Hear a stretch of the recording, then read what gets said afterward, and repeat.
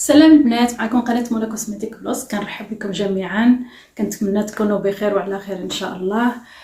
اليوم بغيت ندير معكم واحد الحاجه كتباع غاليه في المحلات. هي زوينه بزاف وتقدروا ديروها حتى في الدار. حاجات طبيعيه كتكون معكم عندكم في المطبخ. نتمنى تعجب لكم. كما قلت لكم كتباع بالاثمنه غاليه، يعني حاجه بسيطه من 10 اورو، ابتداء من 10 اورو 7 اورو وانتي طالعه. كاين ديال 15 ديال 20 ديال 7 ديال 10 ديال 9 ديال 8 اورو، على حسب كل واحد والجهه ديالو وكل واحد على الجيب ديالو. المهم انا غادي نديرها معكم سهله عليكم. كنت درتها في الشتوى، ودابا ديال هذاك ديال الشتوى، بالريحه ديال الشتوى وهذاك الشيء ديال يعني الفصل الشتاء. ودابا غادي نديرها معكم بواحد الريحه تكون فريش، يعني انت كتستعمليها وكتشمي الريحه كتكون فريش على حسب فصل الخريف، فصل الصيف عفوا.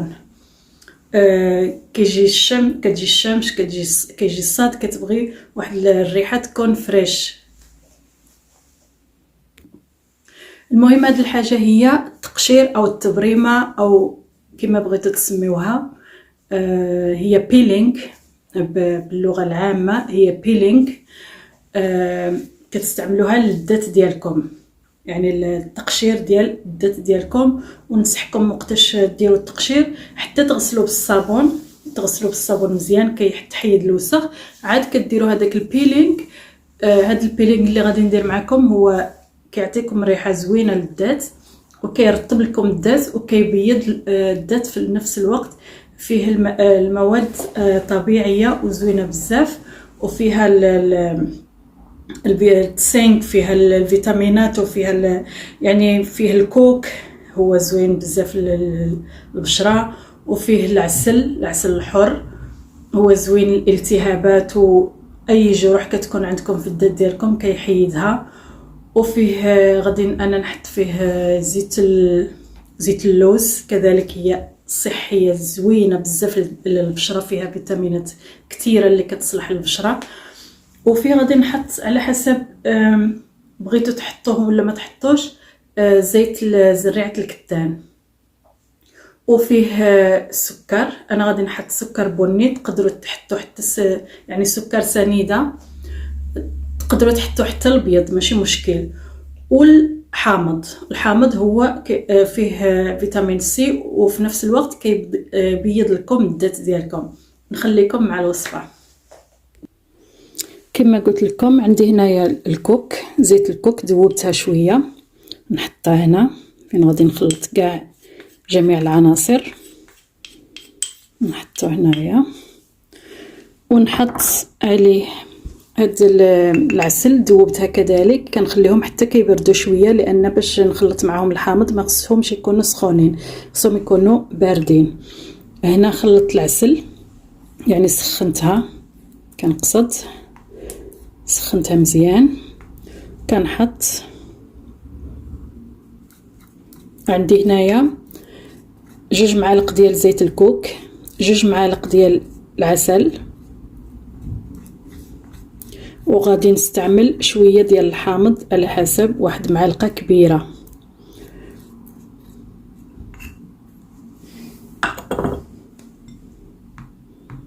نخلطهم.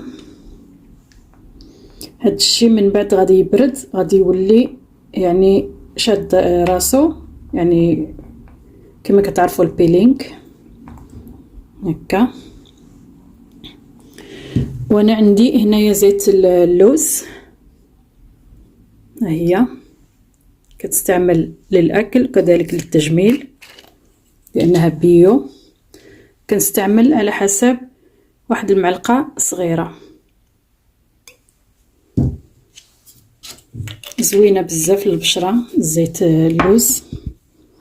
وغادي نستعمل شويه ديال زيت زريعه الكتان، غير شويه كذلك، معلقه صغيره. وغادي نعصر نص حامضه هنايا، يعني نتوما حطوا معلقه كبيره.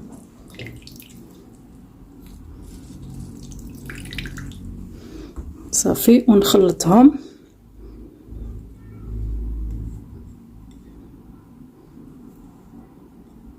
نخلطهم مزيان.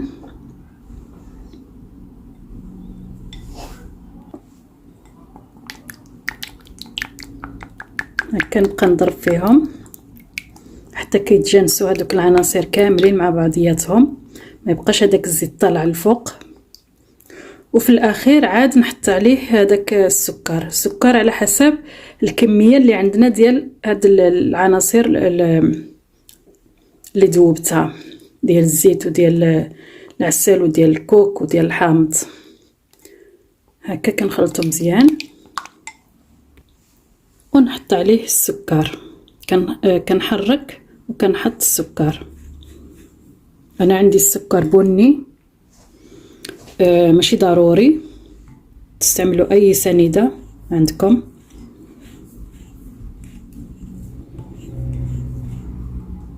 وكنخلطو، نحط كميه ونخلط ونشوف، لان هاد المواد هادي عاد غادي يقساحوا، لان زيت الكوك كتولي عاود ثاني ملي كتبرد كتولي قاصحه.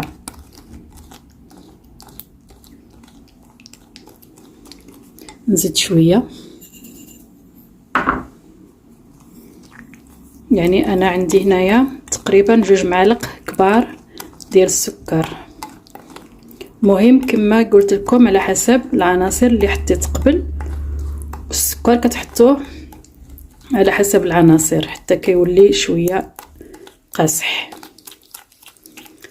انا غادي نكفي عليه غير بهاد تقريبا 2 معالق كبار، لان غادي يولي عاد ملي يبرد يولي قاصح معايا. خلطو مزيان.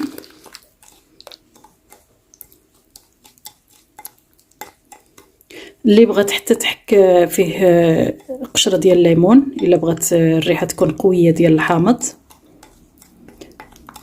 تحك فيه شويه ديال القشره، كيعطي لك هذاك الافكت صفر هكا شويه، كيبان التقشير كيبان زويون.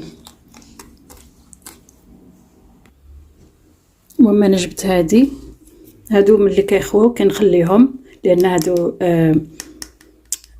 هادوك الحكاك اللي كيكونوا يعني ثمينين غاليين، كتكون كريمات ديالهم اصلا غاليين، وكنخليهم ما كنلوحهمش. وهذا اللي غادي نحط فيه هاد البيلينغ. المهم انا حطيت النص اللي درتو بداك الحامض المعصر، وهذا النص هذا اللي بقى غادي نحط معاه قشره الحامض. ها هي كيعطيكم واحد الريحه رائعه، انتنزيف يعني قويه، كتكون زوينه ملي كتحكوها في الدوش ديالكم او الحمام، كتعطيكم واحد الريحه يعني ولا اروع، كترتاحي في الدوش ديالك. ومعاك هذاك الحامض كيبان هكا ملي كتقشري، كيبان هذوك الطروفات محكوكين. غادي نحطو هنايا ونخليه يشد راسو، ومن بعد غادي نوري لكم النتيجه. هما البنات بعد ما بردوا هما رائعين. شوفوا هانتوما، يعني سكراب رائع او بيلينغ او مقشر او تبريمه رائعه، وهي عندي موجوده. كتقدروا ديروها في سواء الا عندكم الحمام بارد تحطوها في الحمام، الا عندكم سخون بزاف حطوها في الثلاجه باش تبقى بارده وزوينه. هو هذاك اللي درت بهذاك الحامض، هانتوما هو بهذاك القشره ديال الحامض رائع، ما كيبانش مزيان هنا في الكاميرا ولكن رائع، والرائحه ولا اروع. العسل والحامض كيتواتوا مزيان. وانا حطيت كذلك الشمعه ديال العسل، هي ديال العسل تحطوها في الحمام ديالكم وبصحتكم الحمام ديالكم. حتى نتوما انا غادي ندير واحد التحميمه بالليل بهذا الشيء، يعني ولا اروع. نتمنى يكون عجبكم هذا الشيء، نتمنى يكون عجبولكم. يعني الرائحه ومع هاد الشمعه ما نقول لكمش يعني ولا اروع. كنتمنى تكونوا كتشموه. هنا كنشم العسل وهنا العسل مع الحامض، يعني رائعين. العسل مع الحامض كيتواتر مزيان مزيان مزيان، والريحه ما نوصف لكمش. المهم عندي هذا بالعصير ديال الحامض، وعندي هذا بالقشره ديال الحامض والعصير ديال الحامض، هو يعني رائعين. واللي بغيت نوري لكم واحد المنتوج رائع ورخيص نوريه لكم. هذا البيلين هذا اللي كيعكز مثلا يدير في الدار، او مثلا هذا ساهل خاصه اللي خدامات ما يقدروش يديروا هذا الشيء في الدار، يقدروا يشريوا هذا الشيء. هادو رائعين من اول استعمال كتشوفي النضاره ونظافه البشره. هذا ديال الويبيغا بيلينغ يعني تقشير خفيف، وجيل نيتوايون او غسول التنظيف. هو هادو ديال الويبيغا رخاص في الثمن وزوينين بزاف بزاف بزاف. انا استعملتهم مره واحده وشفت يعني واو، يعني ما شفتش النتيجه من الحاجات غاليين، ما شفتش هذه النتيجه بحال هادو. ومنهم حتى كريمه النهار وكريمه الليل، يعني في نفس الوقت كاملين. حتى الا خديتو كامل ومنهم هذاك تونيك باش كتمسحي الوجه. الا خديتي لاكام كامل ما ينقامش عليك بزاف. واللي بغاتهم ما عليها الا تكتب لي. كاين بزاف صحابات الصديقات على الانستغرام وعلى الواتساب، تقدروا تكتبوا لي اللي بغاتهم مثلا للصيف تقدر، لانهم منعشين والريحه خفيفه زوينه ديال الويبيغا. كتعرفوا الصحيه زوينه بزاف. كما كنت وريت لكم في الفيديو الماضي اللي درته قبل العيد بالنهار او يومين، هذوك مشتريات العيد. كنت وريت لكم هذا العطر هذا. كما قلت لكم كاين واحد الماركه غاليه غاليه غاليه بزاف، نفس الريحه. يعني ننصحكم بها. انا استعملت هذا شي 3 الخطرات، استعملتها في نهار العيد وواحد النهار اخر واليوم. يعني الريحه ولا اروع.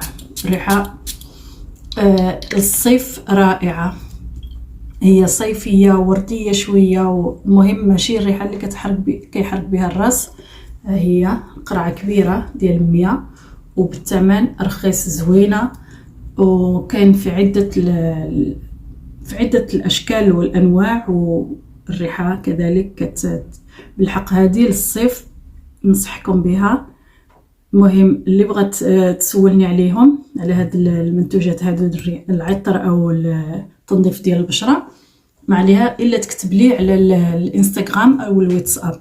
اللي عندها الواتساب ديالي تكتب لي على الواتساب، واللي عندها انستغرام cosmetic.mona انستغرام ديالي. غادي نخلي لكم حتى مكتوب هنايا في تحت الانستغرام ديالي. المهم نتمنى يكون عجبكم هذا الفيديو. يعني فيه هذاك التقشير، يعني تشريوه هذاك ديال العسل، تشريه بالاثمنه باهي اذا كي قلت لكم. هذا ديال العسل من 10 اورو الفوق، ما غاديش تلقاه اقل. استعملوا ديروه في الدار، تقدروا ديروه حك شويه كبير، يعني تضبلو ماشي مشكل. اللي ما عندكمش الوقت دائما وديروه في الثلاجه ما يوقع له حتى حاجه، لان فيه الزيوت كتحافظ والعسل كيحافظ والحامض كيحافظ كذلك. المهم هادو كاملين المنتوجات اللي ما كتخسرش معكم كتبقى. انا اللي درت في الشتاء هذاك الماسك ديال القهوه التقشير راه باقي عندي، كنستعمل منه وقتاش ما دوشت كنستعمل. حتى الفيديو القادم ان شاء الله. السلام عليكم.